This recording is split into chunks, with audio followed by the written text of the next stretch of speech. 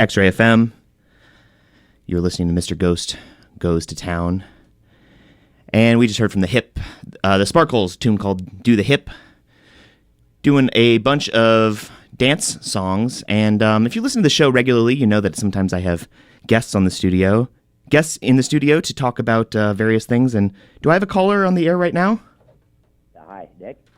Yes, hello, sir. I am talking to Doctor. Go ahead. Sorry, can't quite hear you right now. Let me just see if I can turn you up a little bit. Hello? Yeah, hi. So I'm talking to Doctor Octavius Kevin Paul. Is that right?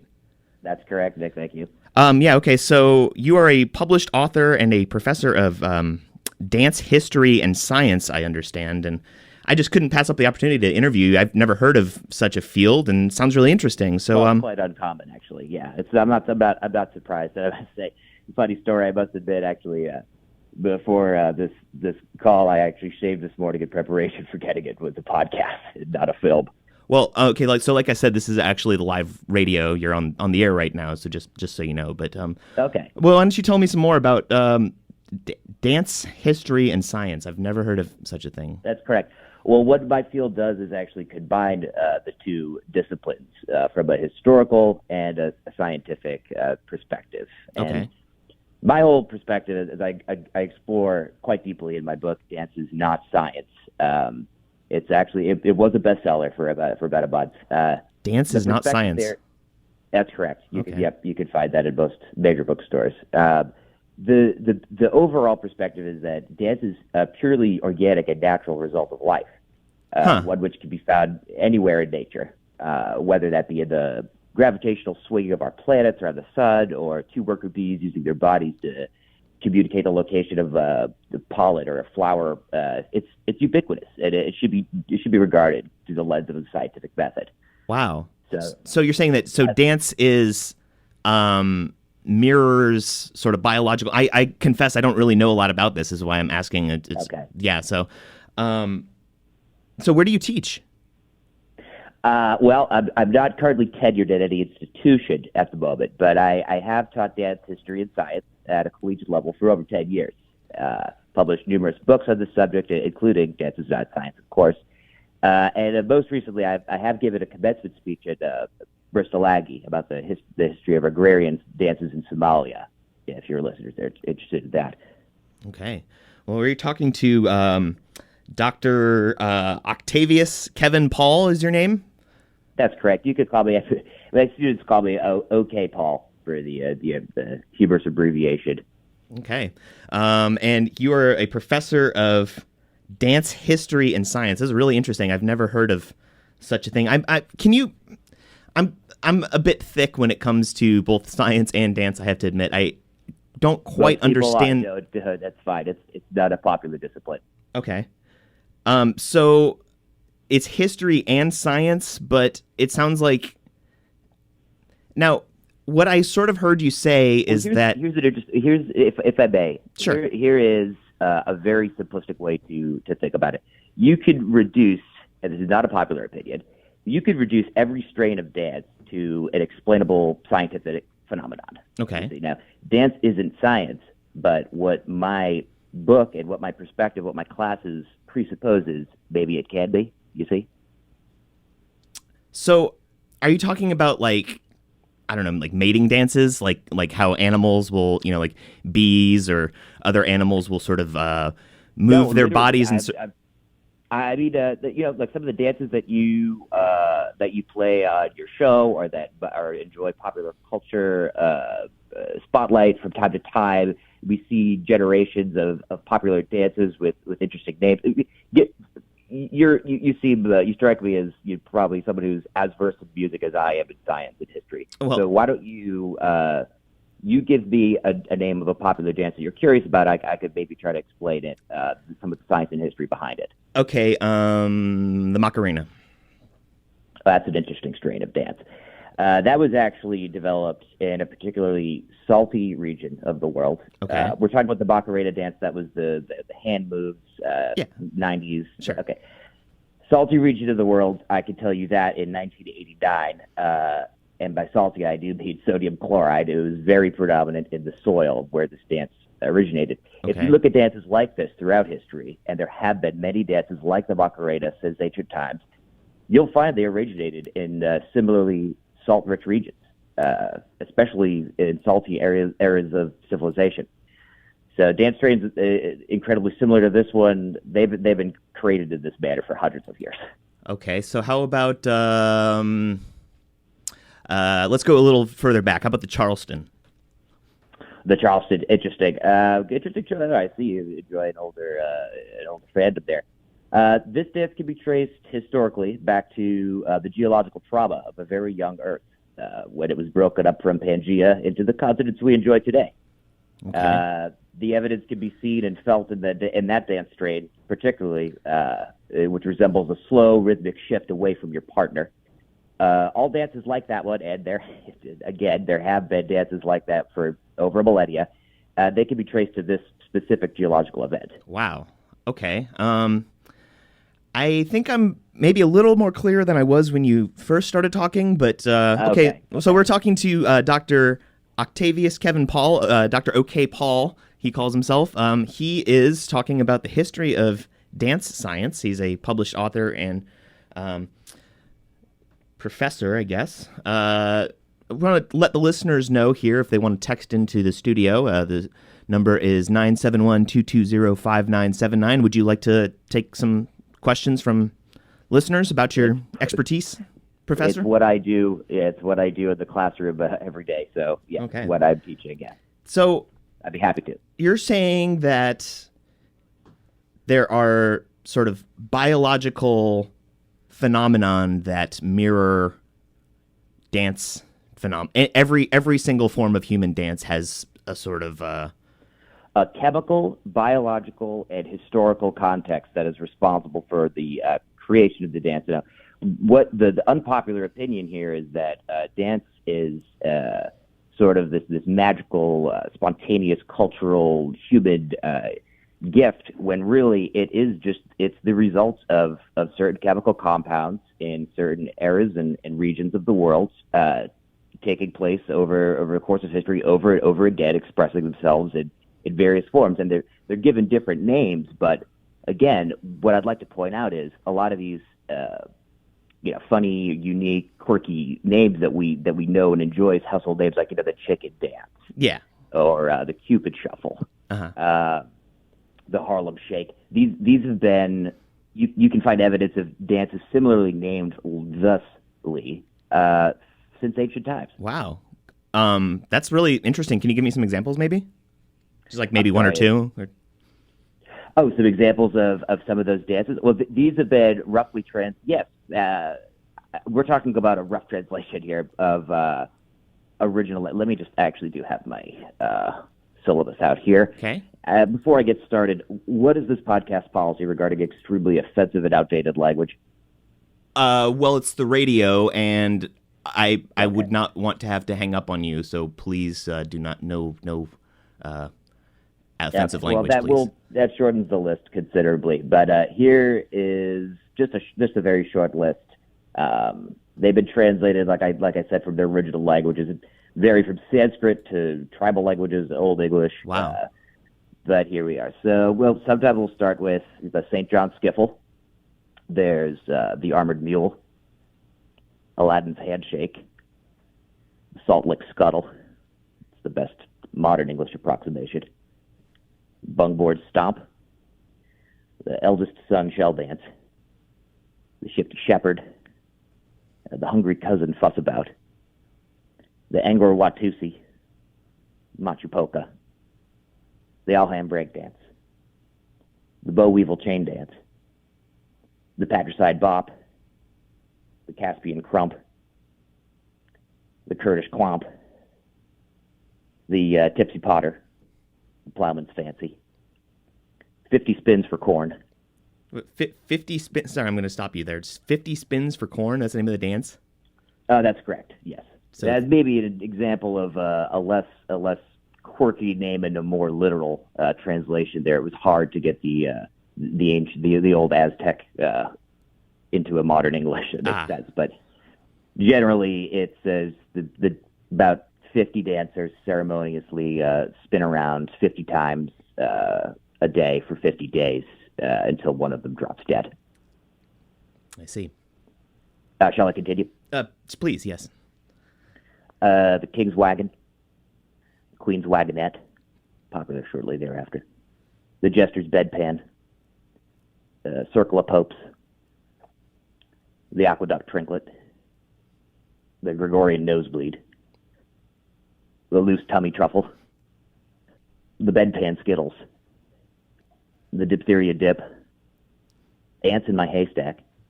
Now what was that one? Ants in My Haystack. That would again, quite literally, there would be in the post-agrarian English settlements near modern-day Liverpool, you would get an infestation of ants that had made their way from Morocco and would really just upset a lot of the livestock there. So if one tribe or one village discovered these ants, they would start to dance around the haystack in a form that is not unlike, I suppose you'd say, the Harlem Shake, something like that. I see. There's the Bumpy Schlock, the Frumpy Schlock, Island Time Cardinal, Caravan Karaoke, Go Home Giovanni Benevici, Antonio Benevici's Turn Now. Those are two very divisive religious dances from the Reformation era. I see.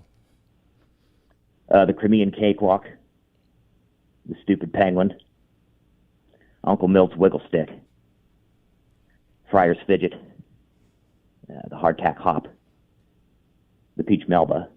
Oh, well, we all know that one. It's a very course. popular one, obviously, yeah.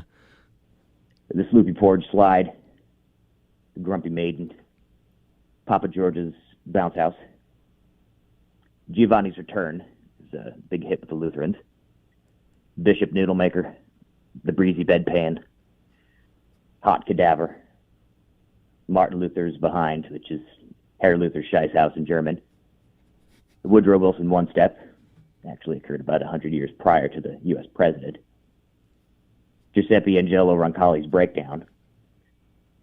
That's just to name a few. Those are some of the dances that we cover in my course. Wow, okay. So if you're just joining us, I'm talking to Doctor Octavius Kevin Paul, professor of dance science, I guess. Is that what you call it? Dance science, dance history?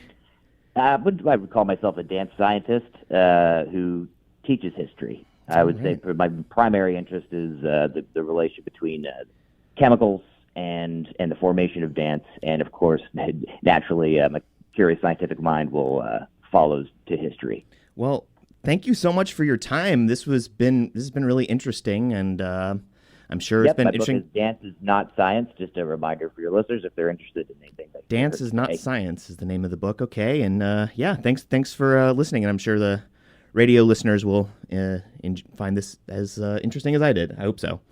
Thanks. I look forward to downloading this podcast when it comes out. Well, so thank you. You can listen to it online, but like I said, it's actually live radio. But Okay. All right. Okay. Thank you, Dr. Paul. All right. I'm going to continue with the music now here. Thank you. All right. We just talked to Dr. OK Paul, and here is a young Lou Reed with a group called the Primitives doing a dance called the Ostrich.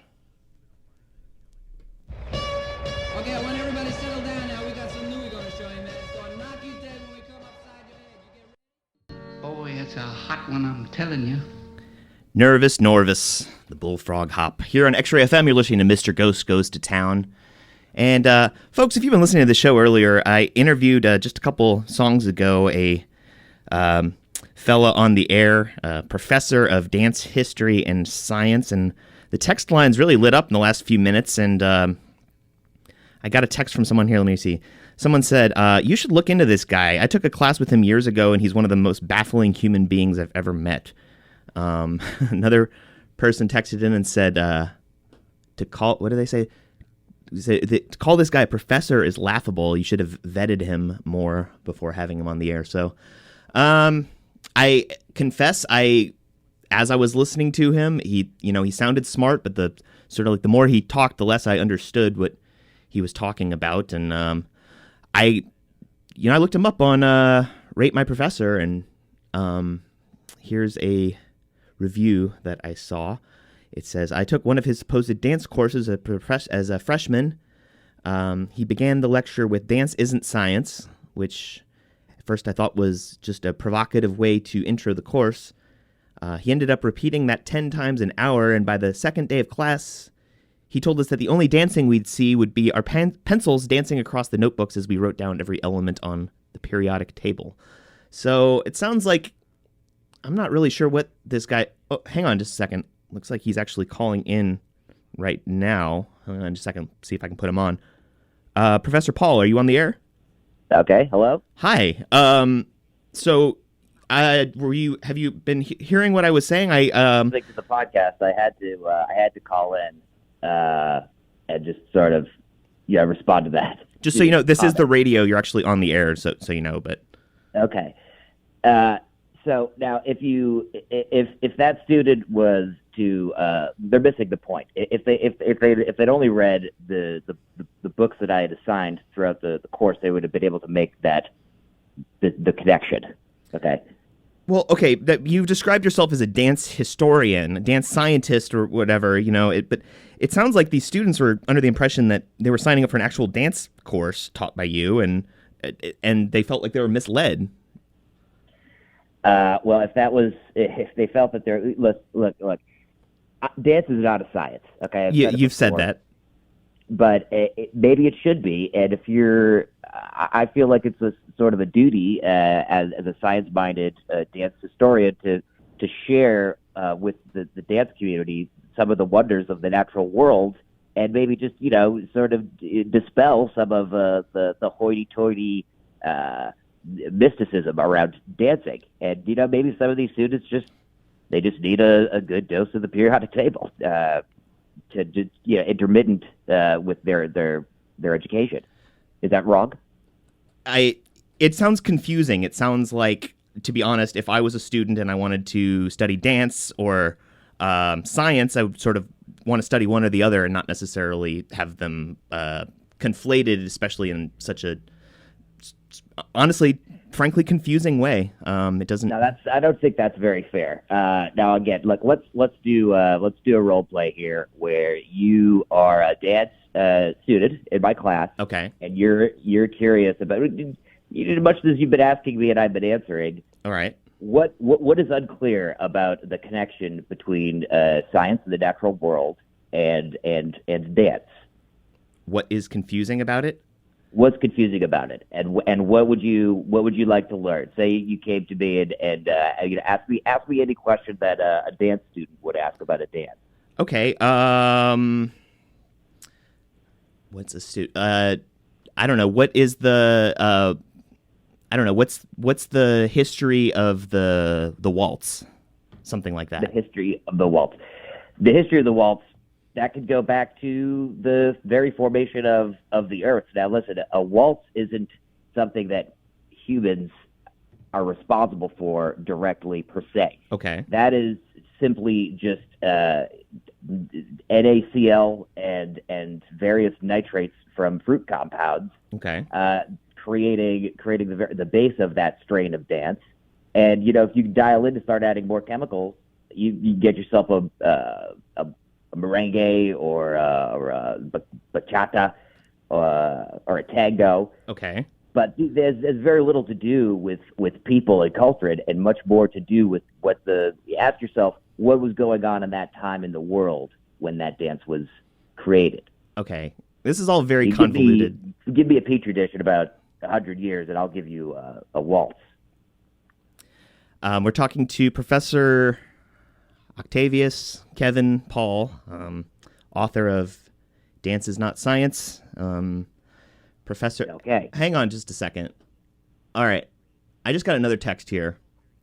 This is... Okay, so he doesn't want me to say his name on the air, but he says that he's the head of the biochemistry department at a...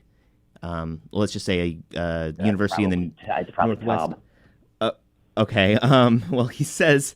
that this is rather scathing, to be honest. He says, Mr. Paul has no basis to call himself a doctor or even a professor. He saying that you lack even the most basic elements of academic rigor, any sort of basic teaching standards. I'm just telling you what I read. I don't know, That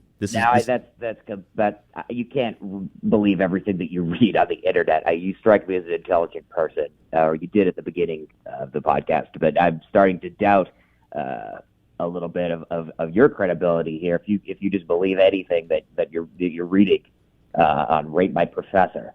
Now, listen, I have a very strong perspective that dance can solve the world's problems. I don't see what's so controversial about that. I don't know why I would be kicked out of a university for that, much less barred from an agricultural school's commencement speech soon after I delivered it.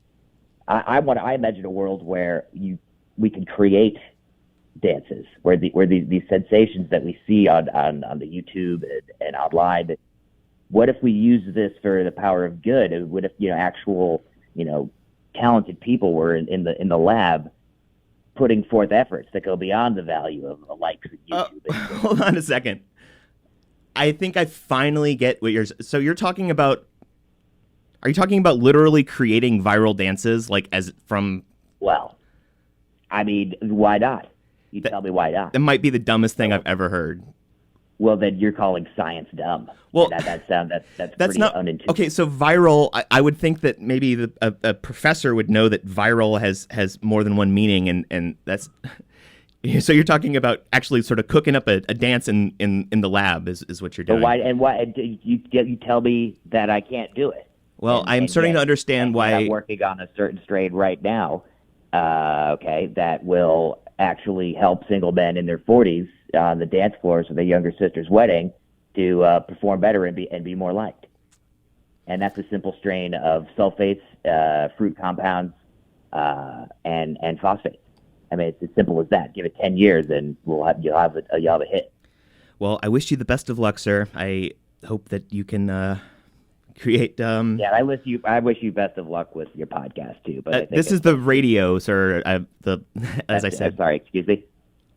I've probably said like 4 or 5 times that you're on the radio. You're on the air right now. You should really tell people if they're going to be on live. I did. You called me, man. I'm lucky that I had my notes here, but honestly, I was under the impression we were. Who does the radio anymore, anyway? This is XRAY FM. This is a local radio station here in Portland. Okay. Well, this is incredibly embarrassing. Thanks for your time, but I'm sorry. Goodbye. All right. Okay. Was Professor Paul is his name, and he's a professor of dance science or something like that. Gonna keep on with the music now. Mad Mike and the Maniacs. The Hunch.